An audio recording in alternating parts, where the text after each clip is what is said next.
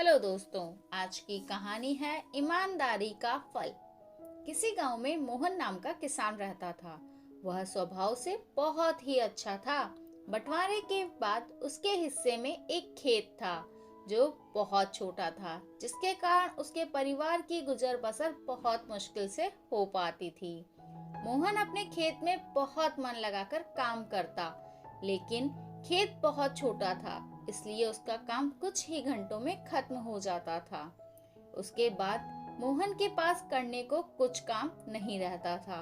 वह सोचता था कि अगर इस खाली टाइम पर कुछ काम करने लग जाऊं तो कुछ और पैसा हाथ लग जाएगा। इसलिए उसने एक दिन सोचा कि क्यों ना इस खाली समय में गांव के जमींदार के खेत पर मजदूरी कर लूं। इस खाली समय भी घट जाएगा और पैसे भी मिल जाएंगे। गांव का जमींदार बड़ा भला इंसान था। मोहन ने जब उससे काम मांगने गया तो जमींदार ने कहा, तुम मेरे खेत पर मजदूरी करने के बजाय तुम पूरे खेत की जिम्मेदारी ले लो। जो भी फसल होगी आधा मुझे दे देना और आधा तुम ले जाना। जमींदार के इस भले व्यवहार से मोहन बहुत खुश हुआ और अगले ही दिन उसने खेत पर काम करना शुरू कर दिया। वह प्रतिदिन सुबह पहले अपने खेत पर जाता और वहां का काम खत्म करके फिर जमींदार के खेत में काम करने चला जाता। एक दिन शाम को जब मोहन जमींदार के खेत में हल चला रहा था, उसी वक्त मोहन का हल किसी सख्त चीज से टकराया। जब उसने मिट्टी हटाकर देखा तो वहां पर तांबे से बना एक छोटा सा मटका था, जिसके ऊपर लाल कपड़ा बंधा हुआ था। मोहन पहले तो थोड़ा डर गया, लेकिन फिर भी उसने थोड़ा साहस करते हुए मटके पर बंधा कपड़ा हटाया। जैसे ही उसने मटके के अंदर देखा, उसके आश्चर्य का ठिकाना न रहा।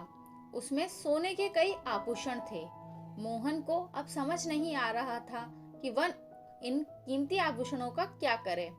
एक और वह सोचता, इसे किसी सुनार को बेचकर अपने घर की पैसों की कमी हमेशा के लिए खत्म कर देता हूँ। वहीं दूसरे पल सोचता कि यह जमींदार की है, उसे ही सौंपना उचित होगा।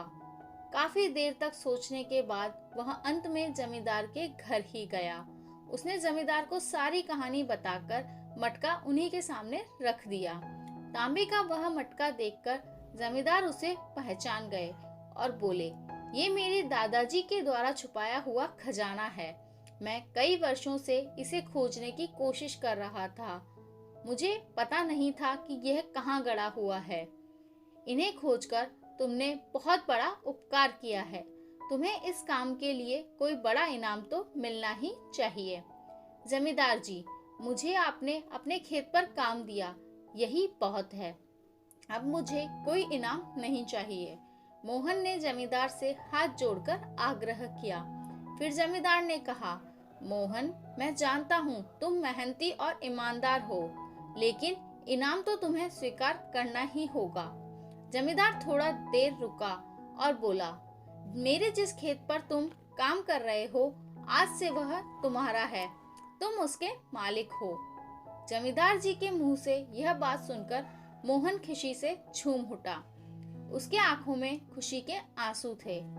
वह मन ही मन सोच रहा था कि यदि वह लालच में पड़कर अपनी ईमानदारी को भूल जाता तो उसे इतना बड़ा इनाम नहीं मिलता।